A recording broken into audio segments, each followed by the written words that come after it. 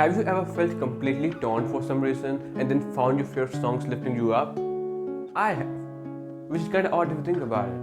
Whenever I feel down, listening to music just changes everything. But how can some simple arrangement of sounds result in such a pleasurable experience? Well, it turns out it's all in the brain. The experience of pleasure and happiness is complicated, especially because these emotions are just fictions of our mind, a story crafted by our brains over the course of evolutionary history. But it makes sense when you think about it in the right way.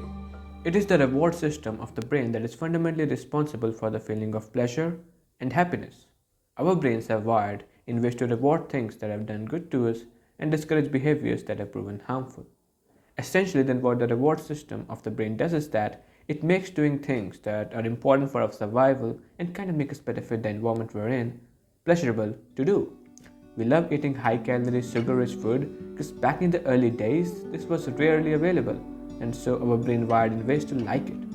In order to ensure that whenever we'll get such food, we'll consume it to our fullest, and that will make us better fit the environment. The idea being, if you feel good doing something that is important for your well being, it will be much more likely that you'll actually do it. When we receive any external stimulus of some kind of reward, the pleasure centers within the brain get activated. Think about how you felt when you were listening to your favorite song. This was when specific regions of your brain making up the reward pathway got activated, and many different neurotransmitters were released from these sites, like dopamine, which acts as a reinforcement agent and makes pleasure desirable. It motivates you to do those pleasurable experiences again and again. And there's this really common misconception that dopamine is solely responsible for the experience of pleasure. But it's just not true. Dopamine does play a really crucial role in making pleasure desirable, but it doesn't actually generate pleasure.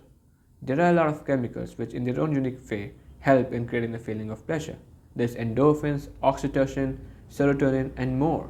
But you can't just point to any one of them and say, well, that's the pleasure chemical. So, how does music come into all of this?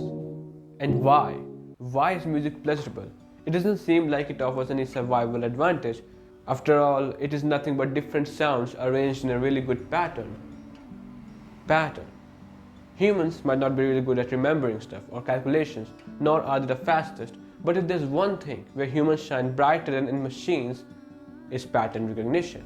And this might be the key to what makes music so good for us. It is the rhythmic pattern of sound. According to one idea, the pleasure of music comes directly from all of the musical surprises our brain experiences. We've lived on this planet for a long time, and in all that time we've encountered countless kinds of sounds, not necessarily music, but sounds. And based on these experiences, our brains can make up some idea of what sounds might be followed while hearing a piece of music. And if our brain senses something unexpected, but in a good way, that is the real source of joy. It is fascinating how some simple arrangement of sounds, if presented in the right order, can sound so much more pleasing to our brains. This appreciation for music makes us wonder what use was all of this for, why we developed such a great liking for music.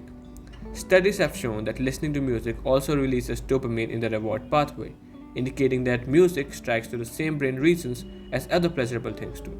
Our brains take music as a reward. That means it must have had some kind of evolutionary benefit, even though it is unclear exactly what. Ideas range from mating to communication. One hypothesis tries to explain this on the grounds of evolution.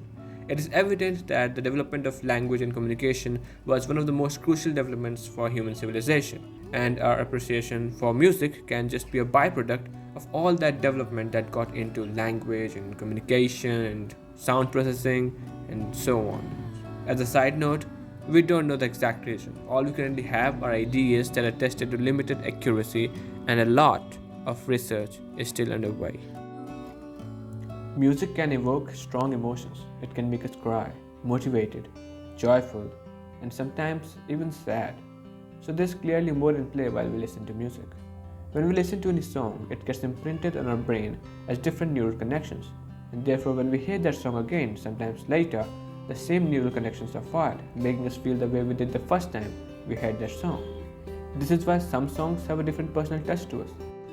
Like listening to Hedwig's theme or The Window to the Past might not make any significant impact on someone who hasn't watched or read Harry Potter, but for someone who has been obsessed with it, will instantly be overjoyed by the nostalgia.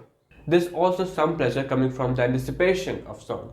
You really like a particular part of a particular song, and the moment that song plays, your brain instantly predicts the pleasure that you're gonna get, and that itself feels pleasurable.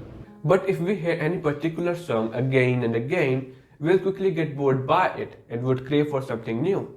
This is where our likelihood for new songs come into picture. When a song gets too predictable, we start to get bored by it. There's just no element of surprise left anymore. So it turns out there are a lot of factors at play that determine the likelihood of a song. There's personal experiences, nostalgia, the novelty in the song and the familiarity in it, and the overall feel it gives to you. Music is wonderful, and if there's something that you would like to share, you could do the same in the comments. Thanks for watching.